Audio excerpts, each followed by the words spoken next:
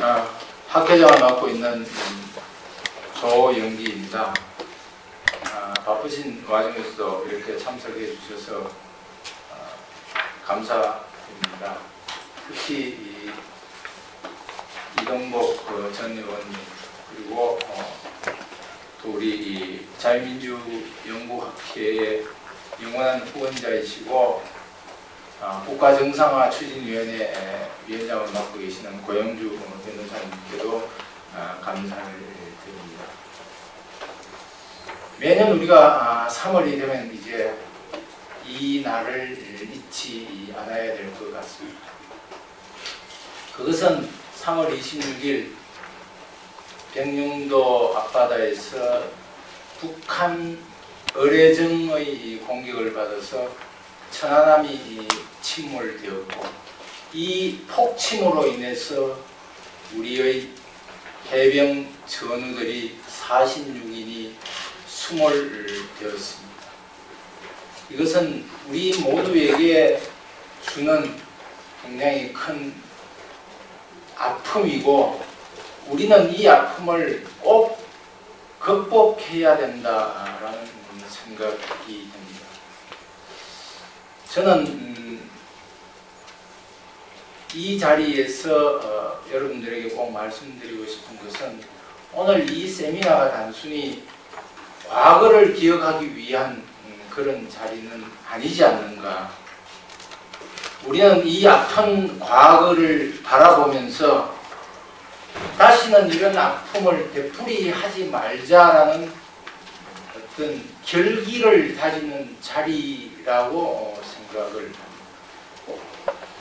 천안함 용사 46인의 헌신이 헛되지 않도록 우리가 어떤 일을 해야 되고 무엇을 해야 되는지에 대한 소중한 자리라고 저는 생각을 합니다. 과거를 기억하지 못하면 새로운 미래를 창조할 수 없다라는 것이 역사학계의 공통적인 인식인 것 같습니다. 우리는 천안함을 잊어버리면 새로운 대한민국을 만들거나 더 나은 대한민국을 만들 수 있는 길을 스스로 잊어버린다라는 생각입니다. 이런 의미에서 천안함이 주는 천안함 폭침이 주는 역사적 교훈은 소중하고 또 매우 엄중하고 또 매우 지대하다고 저는 생각합니다.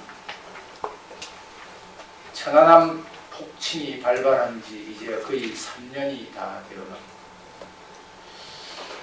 이 천안함과 관련돼서 지금 SNS에서 뜨겁게 달궈지고 있는 것이 이런 내용인 것 같습니다. 북한이 하지 않았다라는 것을 어떻게든 증명하려고 그러는 세력들이 지금 우리 사회에 굉장히 많은 것 같습니다. 지금 여러분들이 이 자리에서 천안함이라는 SNS를 치시고 보시면 북한이 하지 않았다, 아직도 명확한 증거가 없다라고 주장하고 있는 사람들이 부지기수로 많습니다. 생각하는 것보다 많이. 저는 이 사람들을 이렇게 생각합니다. 어떻게든지 간에 북한이 하지 않았다라는 것을 증명하기 위해서 온몸을 바쳐 소름 끼치도록 희생하는 사람이다, 이렇게 저는 생각을 하고 있습니다. 바로 이런 사람들 때문에 우리 사회가 나아가야 할 길을 제대로 가지 못하도록 발목을 잡고 국민들을 호도하고 선동하는 길에 이 사람들이 앞장서 있는 것 같습니다. 1919년 러시아 혁명이 일어날 당시에 레닌이 거느리고 있었던 공산당원이, 핵심 당원이 한 3만 명 정도 되었다고. 저는 이 3만 명이라는 숫자를 보는 순간에 정말로 굉장히 아찔하고 소름이 끼친다라는 것을 지울 수가 없었어요. 왜냐하면 대한민국엔 3만 명이 아니라 30만 명의 김일성 장학생들이 활동을 하고 있다라는 것을 지울 수 없기 때문입니다. 이 김일성 장학생들은 입법부, 사법부, 행정부, 교육계, 독버섯처럼 안 퍼져 있는 것이 없다라는 생각을 저는 지울 수가 없고, 그런 정자들이 곳곳에서 나타나고 있습니다. 우리는 이런 사람들을 전부 다 통칭해서 종북 좌파라고 이야기합니다.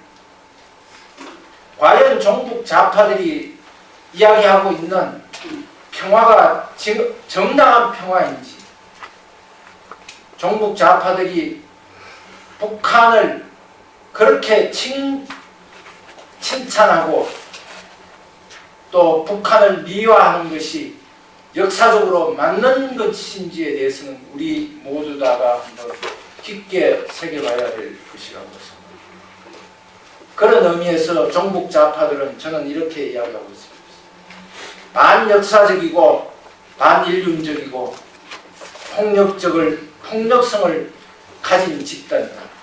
우리 사회에서 이 사람들은 제거되어야 되고 뿌리를 뽑아야 되는 세력이라고 생각합니다.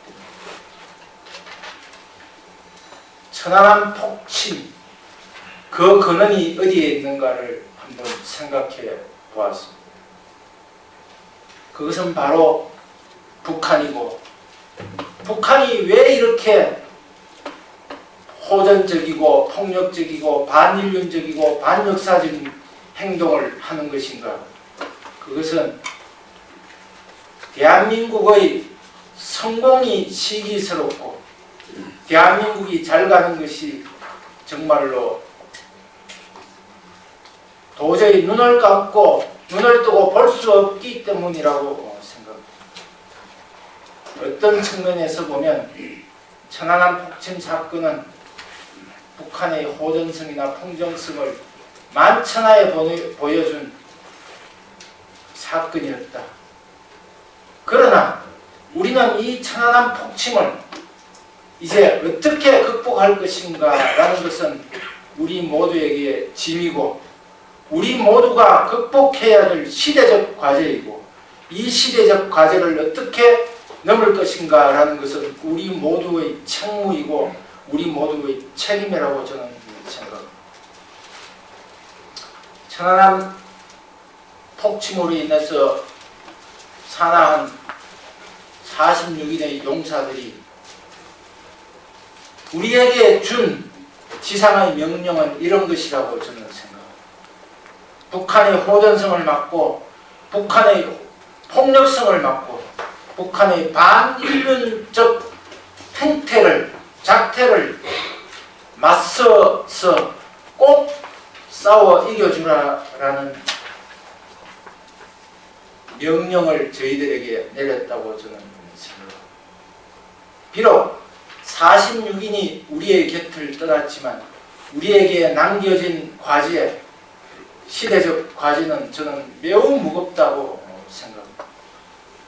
바로 이들이 우리에게 남겨진 과제를 우리는 어떻게 극복하는 것인가, 하여야 할 것인가 라는 것은 저는 통일 이외에 나머지는 없다고 생각합니다. 오늘 아침 봄비가 굉장히 내렸습니다. 봄비는 만물을 소생시키고 또 소생된 만물에서는 꽃이 피고 열매가 맺는 것입니다. 바로 이것은 자연의 섭리이고 이 자연의 섭리를 따르는 것이 어떻게 보면 인간의 도리이기도 한 것 같습니다. 인간 세상의 섭리는 무엇인가 저는 한번 생각해 봤습니다. 억압에 반대하는 자유, 폭압에 독재에 반대하는 민주주의, 불평등에 반대하는 평등이 바로 인간 세상이 가지고 있는 섭리이고 인간들이 가져야 할 가치가 아닌가 이렇게 생각을 해봤습니다. 이런 측면에서 우리는 북한이라는 곳에 무엇을 보낼 것인가? 저는 자유이고 민주이고 평등이라고 생각합니다. 이런 의미에서 오늘 우리의 세미나는 단순히 다른 세미나에서 하는 학술적 세미나와 저는 질적으로 차이가 있다 이렇게 생각합니다. 바로 북녘 땅에다 자유의 씨앗을 뿌리고 민주의 씨앗을 뿌리고 평등의 꽃나무를 키우는 세미나이기 때문이다. 저는 이렇게 생각합니다. 이제 오늘 이 세미나가 북한 땅에 자유, 민주, 평등의 씨앗을 뿌리고 그 씨앗이 만개돼서 북녘 동포들에게 자유를 만끽하고 민주를 만끽하고 평등을 만끽할 수 있는 그런 출발점이 되었으면 하는 마음을 지울 수가 없습니다. 그것은 바로 우리가 이제 통일이라는 큰 길로 나아가야 된다고 생각합니다. 저희 생각은 북녘 땅에 어떻게 자유를 보내고 자유의 씨앗을 보내고 어떻게 민주의 씨앗을 보내고 평등의 꽃나래를 보낼 것인가에 대한 고민을 같이 해 주었으면 하는 바람입니다. 끝으로 발제해 주신 이 김은 선생님, 김성만 제동님과 송대선 소장님께 감사를 드리고 참석해 주신 모든 분들께 깊은 감사를 드립니다. 감사합니다.